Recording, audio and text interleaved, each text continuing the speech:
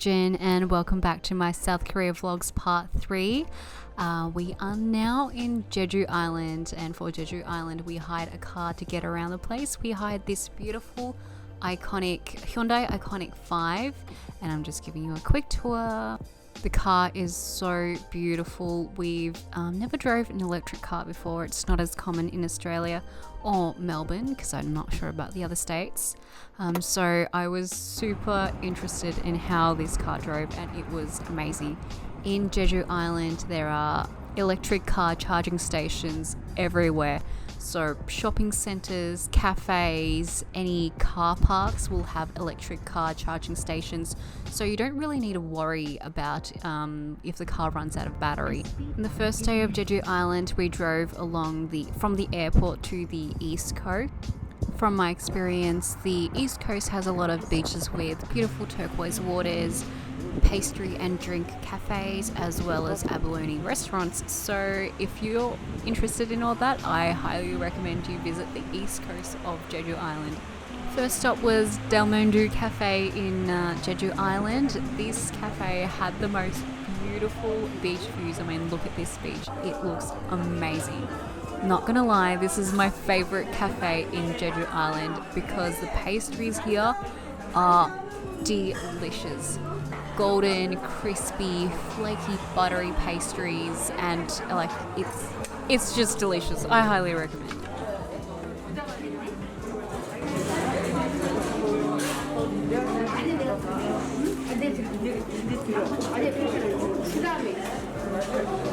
Which one? This one?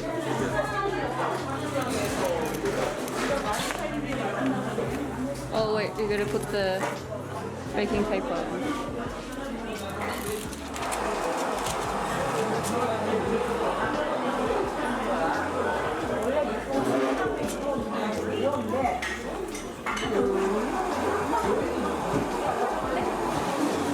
Cinnamon roll.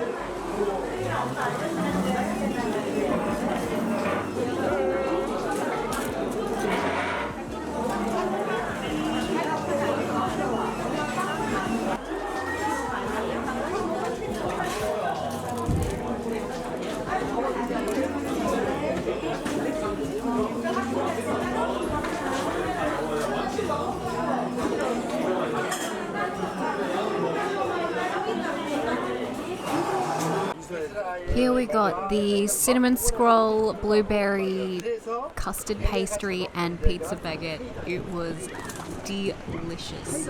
My favorite was the cinnamon scroll, and look at this view. Tell me another cafe that has a view as beautiful as this one.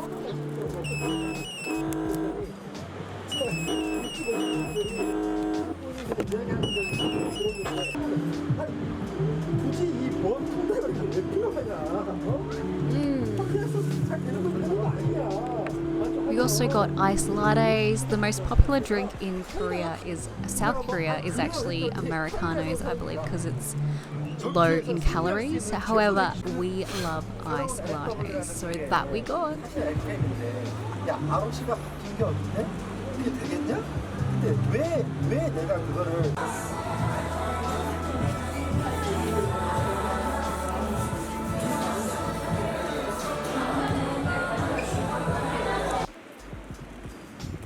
Jeju Island.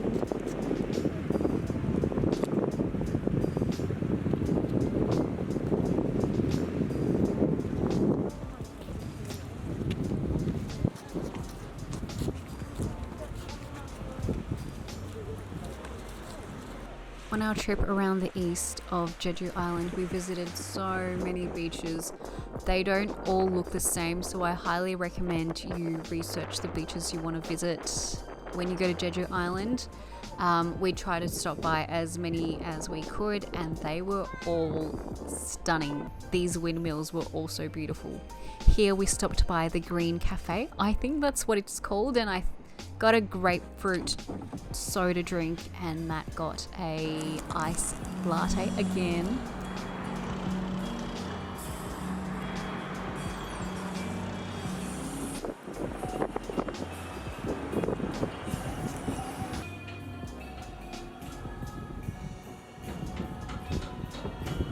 Our trip was very jam-packed, so it was good to sit back and relax in Jeju Island. We absolutely did not stop there, so our next stop was an abalone restaurant. The initial abalone restaurant we wanted to go to was closed that day, so we went to this one instead, which was still delicious.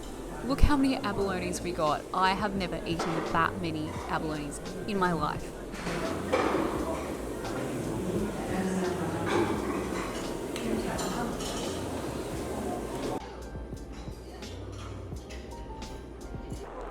And you guessed it, after that we went to visit more beaches. This was a little bit rockier than the other ones, but still so beautiful. It was super windy in Jeju Island, but nonetheless the weather was still really beautiful with not a cloud in sight.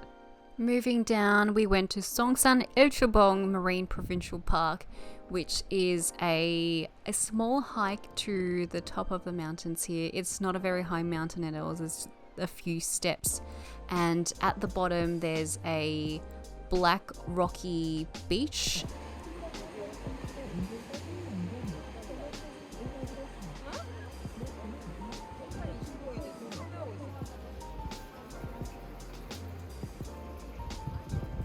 I love these layers of lava that have formed on the shore of this beach. It's just so beautiful to look at.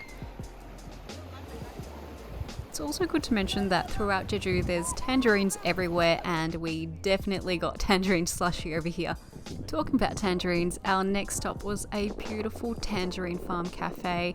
If you've watched My Girl back in the day, you know that Jeju Island is known for their tangerine farms everywhere.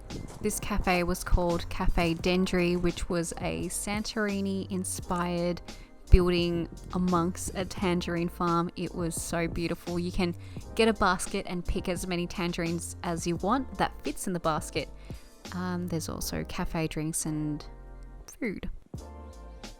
So to get a basket full of tangerines, it costed around $10, and you can fill your basket to the very top as long as it fits in the basket.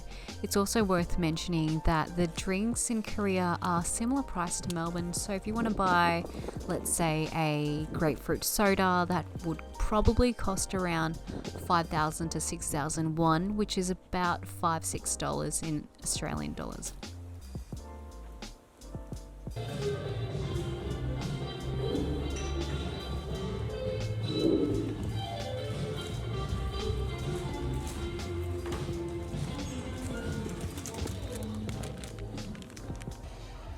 We then had dinner at Seogwipo Ore Market. Seogwipo? I really don't know how to pronounce it, but there's amazing street foods around this area, and these buns, pan bread buns, I've never seen them before, but they were delicious, worth lining up for. Probably the busiest stall of the market. Heaps of tangerine juice, fish, tangerine merchandise, just toys and tourists, merch, which is super cute. And they had this little area in the market which is more hip hop. There's loud music playing in the background. Highly recommend. We decided to have a sit down dinner at a seafood restaurant where we had eel kimbap and sashimi with seaweed rice. This was absolutely amazing. Thanks for watching, everyone. Don't forget to like and subscribe.